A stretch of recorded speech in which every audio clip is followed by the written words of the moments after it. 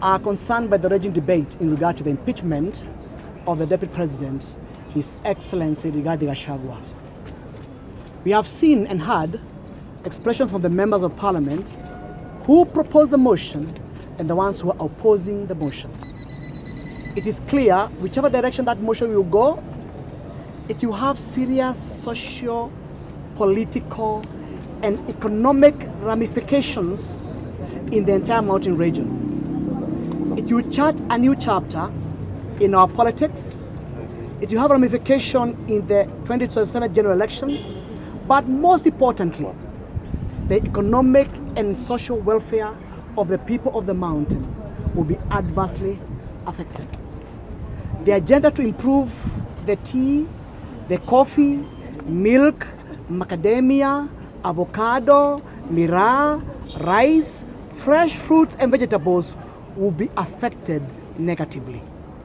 Our government agenda to complete the stalled projects on roads, water, electricity will be sacrificed at the altar of this impeachment. The painful national issues regarding unemployment of our youth, the dysfunctional university funding, the yet to be grounded social health programs, the Adani issues will take a back burner.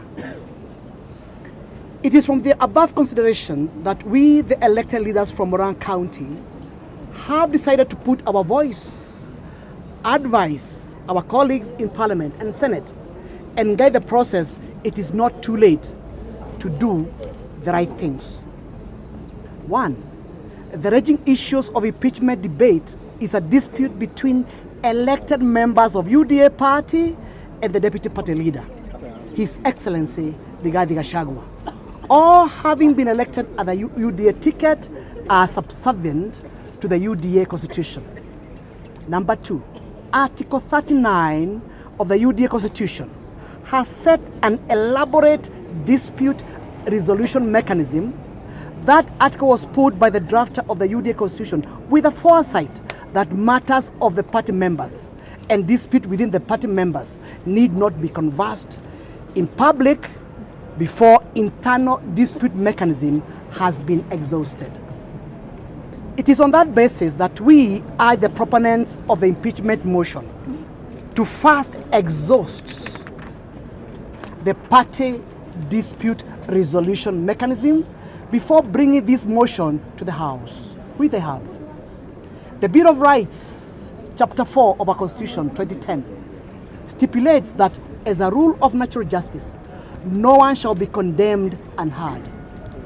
Everybody has a right to face his accusers and be accorded an opportunity to ventilate the accusations leveled against them and put a spirited defense. That fundamental human right to every Kenyan citizen and guaranteed by our Constitution.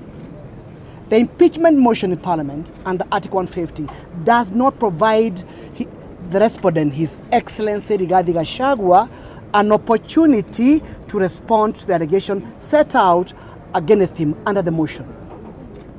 The matter will be debated in his absence and decisions made without being afforded an opportunity to respond. That is a slap on the face of the said constitutional provision. He will be condemned unheard. It's on that basis that we are seeking and beseeching our fellow members of Parliament to give the dispute resolution mechanism under Article 39 of the UDA party a chance. The article was created to cure that lacuna under Article 150 of the Constitution. 3. It is a foregone conclusion that the impeachment motion have already found its way to the House, and the Speaker is satisfied himself that the motion has met the constitutional threshold provided under Article 150. Immediate that motion has now already started being debated under Article 118 of the Constitution. Provides that Parliament shall facilitate public participation and involvement in the legislative and other business of Parliament and its committees. From where we sit as members of parliament, parliament has not facilitated public participation in this motion. In fact, the reason why we are here today is because our respective constituents, starting from Kangema, Kandara, Gatanga, Kegumo, and Murang'a, those respective constituents, they are represented under Article 1(2). We have expressed ourselves clearly that we should vote. They have said clearly that we should vote no to this motion, and they do not support the impeachment of His Excellency Rigathi Gachagua. The 7 constituencies, Murang'a County, have soundly rejected any attempt to impeach Rigathi Gachagua. Having that in mind, then, Parliament has not facilitated the public participation in the 290 constituencies of the Republic of Kenya before presenting the impeachment motion for debate. Therefore, this motion fails to meet the constitutional threshold as provided for by Article 118 of our Constitution. We have learned our lessons from the Finance Bill 2024, which caused deadly Gen Z demonstration across the country because as members of parliament, we failed to listen to the people who gave us the mandate to represent them at the same and assumed it will go away. A mistake is called a mistake if it is repeated.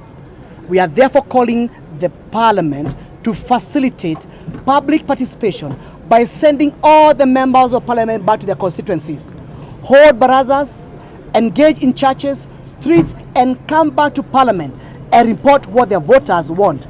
It is then and only then a meaningful, legally sanctioned motion can be given a green light to be debated in parliament.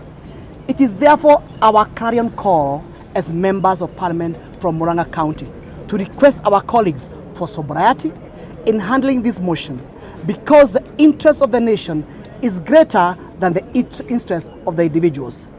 It is not too late to do the right thing, and in the event our advice and counsel is ignored, as members of Murang'a County, we shall vote no to the said motion. Thank you very much.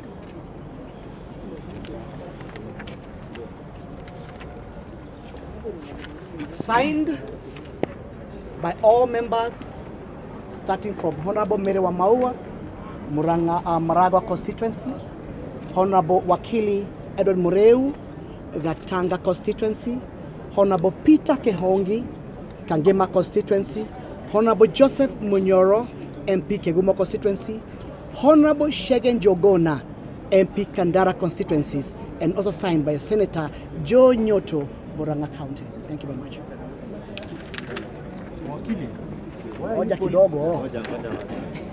Yeah, thank you so much, the fourth estate.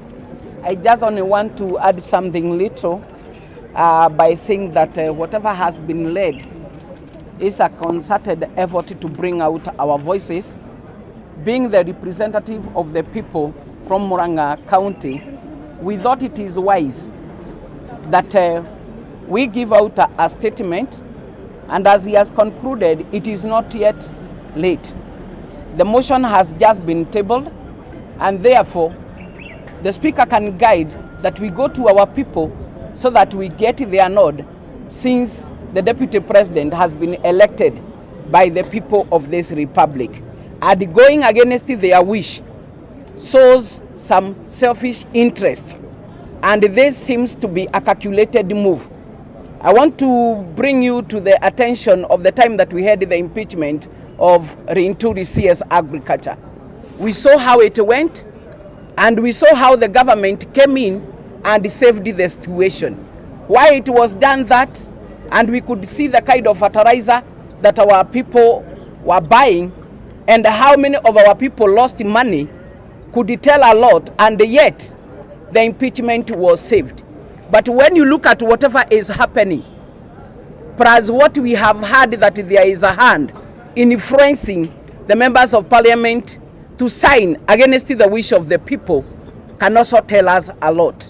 Otherwise, I would say this is not how it was supposed to be handled, because as it has been led, the Article 39 of the UDA constitution, the deputy president was supposed to be subjected to the dispute resolution mechanism or committee so that he speak out, and then from there we go to the people as per Article 118, so that people hears what the deputy president, the elected, has done, and then they can give a nod. But you can see all this has been centered to the members of parliament who has been influenced in one way or another. Others were signing other duress that if they don't sign, not a single time, the projects that are in their constituencies will be done, including the new and the stalled ones. But us as Murang'a members of parliament, we stood out to listen to the crowd, and that is why we are here, not worried, because we are elected by the people. And it is the same people who pays taxes, so that the same tax can be subjected back to them to give development and any other services that is required. In case we suffer what other members of parliament are fearing, then that one will be pronounced to our people. It is because of them and the study that they gave us that has made that to happen. But I want to say, whatever you do to one person, remember, we say that what comes around always goes aloud. And I know God is on his throne. And you remember this administration was set out through players. And I want to remind Kenyans that our president that we love so much,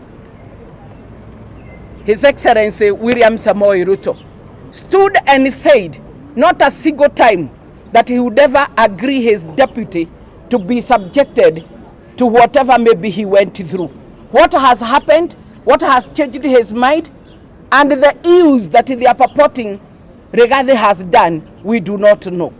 Whatever they are mentioning, the hotels and whatever have you, why are we not being told, right from number one, His Excellency, to the CSAs, to the PSAs, to the members of parliament, to the county assembly members, what each one of us has bought within the 2 years. So you can see it is totally winter hand. I know many of those who have bought aircraft and other big things, and yet there is nobody who is coming out to pronounce this.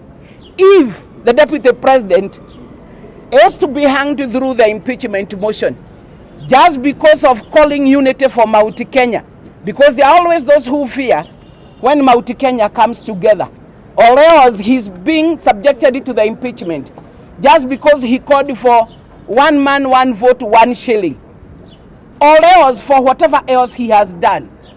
One time, one day, the history will fight its way. Very good. This is something. I really do not want to add much, but just to ask His Excellency, the President of the Republic of Kenya, His Excellency William Samoei Ruto, that we know that he had and he still has the ability to stop this motion. Of course, I know that Parliament is independent, but of course, we do know that people listen to their party leaders. But one thing that my colleagues may not have said is that if should this motion go through, and I think I want to talk to ODM as a party, the party that we have co-opted into government, that the people of Kenya, if ODM members vote to impeach His Excellency Rigathi Gachagua, then ODM led by Raila Amolo Odinga will never ever convince anybody that they were not brought into government for the single purpose of kicking out Rigathi Gachagua. We, especially the people from the mountain, will know and hold to it that the reason the broad-based government was formed is and was to kick out Rigathi Gachagua. And that is what we know. So I want to appeal to the ODM members of parliament, especially through their party leader Raila Amolo Odinga to refrain from supporting this particular motion. Number two, we believe that any differences are conciliable. We have not seen anything that Rigathi Gachagua has done that William Ruto as deputy president did not do to Uhuru Kenyatta. Uhuru Muigai Kenyatta never ever attempted through the members of parliament to impeach his deputy William Samoei Ruto. So what we are saying is this is something that we do not take kindly, and we know that without the blessings of the president it would not have gone through, it would not have been tabled. And so we are just appealing, if there are differences between the president and his deputy, let them seek reconciliation, especially like my colleagues, like we have said in the statement, through UDA party dispute resolution mechanism. Otherwise, divorcing Rigathi Gachagua is divorcing the whole mountain. And that is what we know as people from Murang'a. Thank you very much. Thank you.